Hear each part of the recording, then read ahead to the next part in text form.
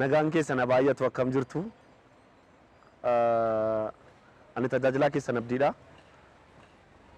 har'a sagalee waaqayyoo kan walii wajjin ilaallu mata duree obboleessichi obboloota isaatti of mul'ise jedhu irratti walii wajjin ilaalla. Obboleessichi obboloota isaatti of mul'ise mata duree baay'ee namatti tolu baay'ee dinqiidha. Akkasin baratan abdii guddaan qabarraa sagalee waaqayyoo seeroma boqonnaa 42 lakkoobsa tokko irratti kan jiruun dubbisna akkasidha. Yaaqoob yommus biyya Gibxiitti midhaan akka jiru baree ilmaan isaatiin maaliif calluma jettanii ilaaltu? Biyya Gibxii midhaan akka jiru dhaga'eera, nuyi du'a akka oolluuf gadi bu'aatii achi midhaan nuu bitaa jedhee jedha. Nuyi du'a akka oolluuf biyya Gibxii dhaqaatii midhaan nuu bitaa jedhe Yaaqoob. Ergaan kunis Yoosefii fi obboloota Yoosef gidduuttidha kan inni xiyyeeffatu. Gaaf tokko biyya Kanaan keessatti beelatu ta'e.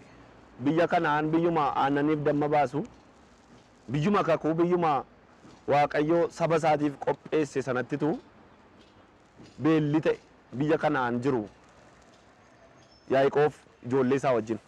Beelli gaafa ta'u biyya Gibxii biyya Waaqayyoon hin beelletti immoo nyaatatu jira. Yaaqoob biyya Gibxiitti nyaate akka irraa hafaa ta'e dhaga'ee, akka gurguramaa jiru dhaga'ee dhaqaatii nyaata bitaa teenyee wal ilaallee dhumuu irraa jedhe. Beela cimaa, beela ulfaataa, beela namni taa'ee itti jireenyi isaa beelli tokko tokko isaa hamma barbaadamu nyaachuu dadhabuutu hin ta'in isuma tasa dhibu jechuudha. Beelli tokko tokko dhaqee diinatti harka malee kennisiisa. Gidiraan tokko tokko lafa yaadin mana yaadinitti nama erga. Baay'ina rakkinicharraa kan kaase, ulfaatina rakkinicharraa kan kaase namni diina isaatti dhaqee harka laata. Gaafa cimoo jechuudha. Yaaqoob ijoollee isaa 11tiin biyya Gibxii nyaata akka jiru erga dhaga'e dhaqaatii biyya Gibxiitii nyaata nuu bitaa teenyee wal ilaalleetuma laalluu du'uu irraa jedhe. Du'a jira jechuudha tuma ilaalanii namni du'a jechuudha bara sana. Innaan ijoolleen Yaaqoob mari'atanii shedanii ka'anii gaala harree isaanii fe'atanii biyya Gibxiitii nyaata bituu deeman. Gaafa dhaqanii kan isaan irraa nyaata kana bitan ormarraa miti. Kan isaan nyaata kana irraa bituu dhaqan Yoosef nama jedhamurraati. Biyya Gibxii keessatti namni iddoo guddaa, iddoo olaanaa midhaan gurguruu irratti keeyameeru dhimma midhaanii kan ilaallatu biyya Gibxii keessatti Yoosef jedhama. Yoosef kun Yoosef Yaaqoobi. Erga isaan achi ga'anii Yoosef isaaniin gaafa argu hunduma isaanii qabee to'annaa jala oolche. Innaasiseen eessaa dhuftan isinii? Attamitti dhuftan jedhee gaafate. Deebii isaan laatan akkas kan jedhudha. Nuuni biyya Kanaanii dhumne ijoollee abbaa tokkodha. 12 taanee dhalanne tokkon jiru hin du'e. Tokkommoo inni quxisuun abbaa keenya biratti hafe nu 10 taanee dhumne 9 keenya ijoollee abbaa tokkooti jedhanii deebisaniif Yoosefiif. Yoosef akka jedhe isin biyya gaaduu dhuftan. Karri biyya Gibxii banaa waan ta'eef haala polotikaa biyya kanaa, haala diinagdee biyya kanaa, haala nageenya biyya kanaa basaasuuf dhuftan malee nageenyaaf hin dhufne. Hin kakatan nu garbichi kee, nu gooftaa koo, nu garboonni kee midhaan bitachuu dhufne malee hamaaf hin dhufne jedhaniin. Maali nan beekaa jedheen. Akkasin obboleessa xinnoo biyyaa qabdan obboleessi keessa inni tokko akka du'e maali nan beekaa jedheen. Kana irratti obboleessa isaanii isa tokkoon Shimiyoos jedhan qabee ija isaanii duratti qabee hiisise.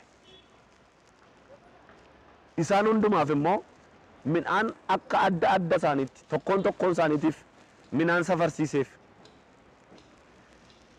maallaqa qarshii isaaniitti midhaan bitachuu dhaqan sana immoo hojjetaa isa jala jiruun korojoo isaanii qalqalla isaanii sana keessatti hiisisee saantima isaaniis midhaan isaanii hiisisee fi fe'adhaa galaa jedheen. Obboleessi keessan inni hidhamee jiru kun obboleessa keessan isa qotusuu manatti hafe yoo isin fiddee dhufuu baattan hin hiikamu jedheen. Na hubadhaa. Obboleessi isaanii inni tokko nu jalaa du'ee jedhanii inni qotusuun abbaa keenya biratti hafee Biiniyaamin jedhamu jedhanii.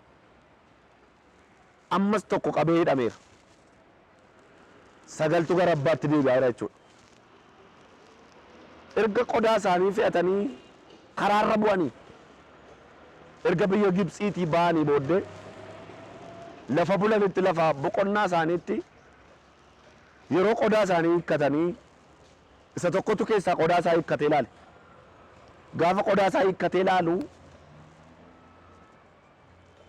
kan nama dhibu gatii inni ittiin midhaan bitachuudhaaf fudhatee itti kennee hidhamee keessa kiyyameeraaf. Gatii inni ittiin midhaanicha bitachuudhaaf fudhatee ba'e abbaa isaarra keessa kiyyameeraaf.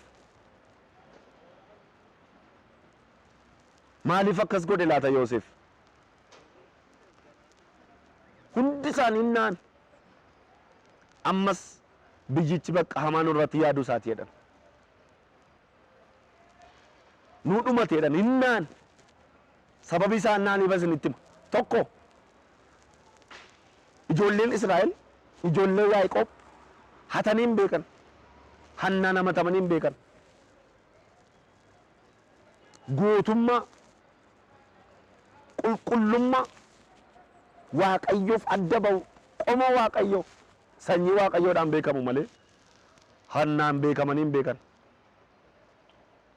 Hannaan hin beekaman. Yeroo galanii abbaa isaanii Yaaqoob bira ga'anii hundumti isaanii qodaa isaanii hiikkatanii tokkoon isaanii keessa gatiin midhaan isaanii jira. Haleluuyaa. Gatii tokkoon isaanii qodaa isaanii keessa kaa'ee fi gadhiise Yoosef. Maaliif immoo saantimicha bakka tokkotti walitti nama tokkotti hin laanne? Maaliif yookaan Yihuudaatti?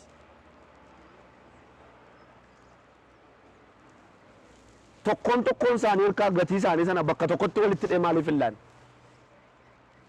Gatichi dhuunfaadha. Gatii dhuunfaadhumaan hidhee kaa'eef. Haleluuyaa. Tokkoon isaanii isa ittiin bitachuu dhaqan sana midhaan isaaniis gatii ittiin bitatanis fudhatanii galan. Na hubadhaa.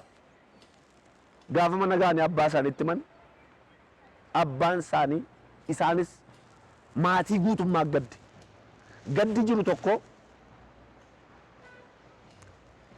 biyya Gibxii keessatti maqaa isaaniitu jalaa gurraache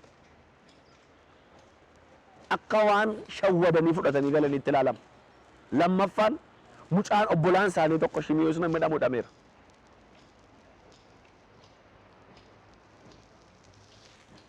Akka jedheetti miira Yoosef yoo obboleessa keessan sana hin fiddan ta'e hidhaadhaan bawwadeeraan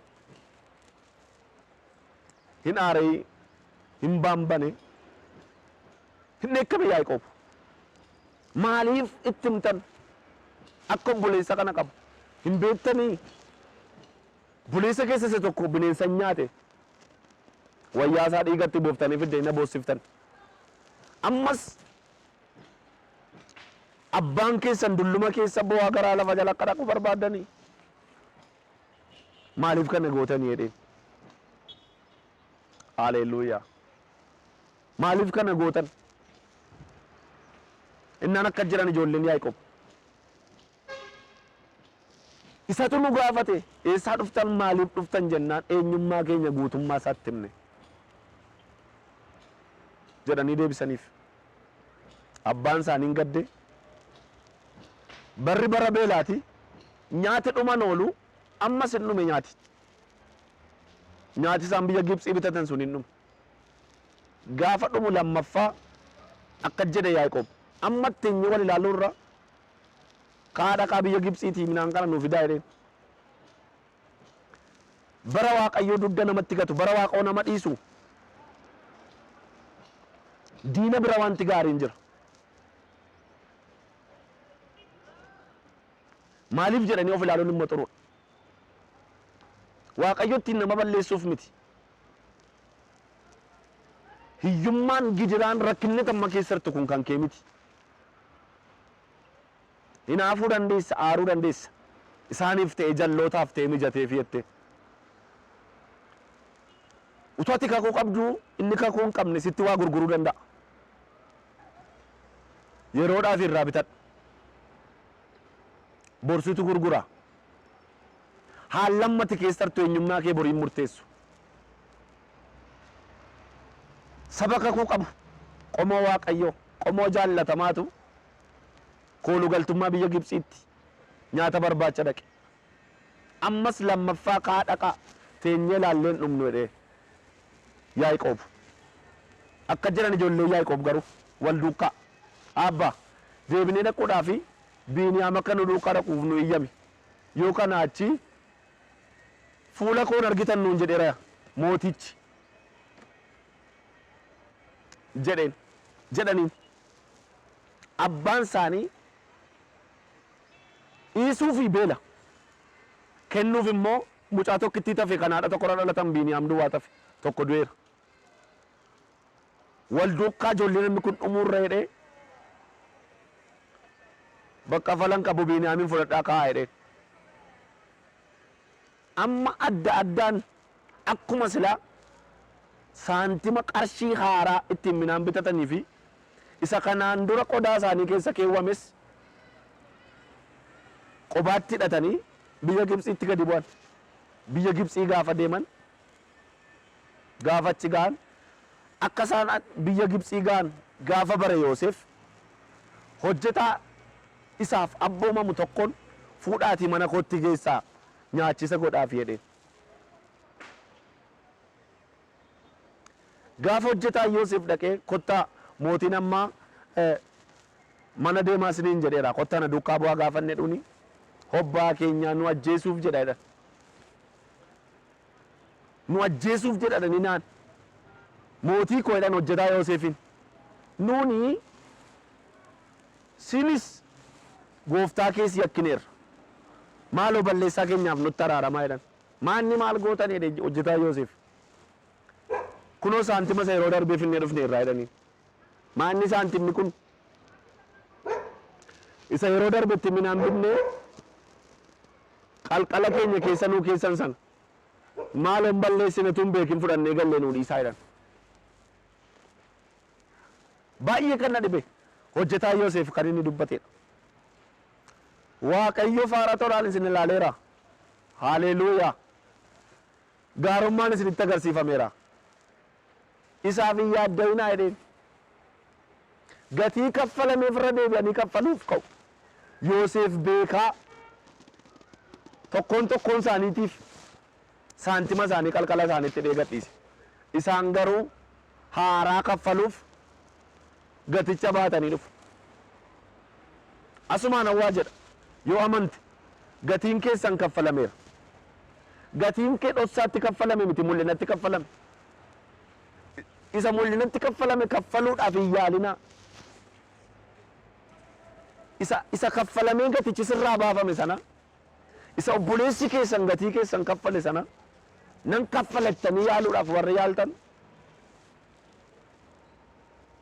gaarummaatti naa lakkaa'amatanii warri yaaltan gatichuu hammasa sanaa hin ga'u. Hammasa isinii kaffalamee hin ga'u. Maaliif Yoosef kan inni tokkoon isaaniitiif qarshii sana keessatti deebiseef? Kun jireenya kakuu haaraa mul'isa. Kanaaf hankutaa kana filadhu. Isa obboleessa hangafi qophaa isaa dhoksaatti utuu namni hin beekin utuu ati aniifat hin dhalatin utuu nuyi hundumti biyyi lafaa kun hin uumamin utuu waaqaaf lafti hin uumamin warra qulqulluuf mudaa hin qabne godhee mudaa kootiif cubbuu koo mudaa keetiif cubbuu kee hundumaa fuudhee fannoo irratti kaffale sana nan kaffala itti yoo yaalte nan baasa itti yoo yaalte hin dandeessu. Gatichi kaffalamaadha. Gatii isa kaffalamaa kaffaluuf yoo yaalte rasiitiin citeera. Hojjetootis deebisu. Akka jedhe ergaan Efesoon Phaawulos Efesoon barreessu utuu waaqaaf lafti hin uumamin yaada waaqayyoo isa bara baraa keessatti mucaa waaqayyoo taane akka guddifamnuuf yaadaan nu qabee nu footeedha. Na hubadhaa Yoosef akka obbolaa isaa ta'an beeka. Obbolaan isaa garuu Yoosef akka obbolaa isaanii ta'an Yoosef akka obbolaa isaanii ta'e hin barre turan. Yoosef obbolaan isaa Biiniyaam fa'a Shimiyoon fa'a akka ta'e Yihudaa fa'a akka ta'e beeka. Yihudaa fa'a Shimiyoon fa'aan Yoosefiin obbolaa isaa akka ta'e wallaalaniiru. Maaliif? Barumsa keenya kutaattaa nutti qabadheen isinii dhiyaadha. Ammasitti nagaa waaqayyootiin.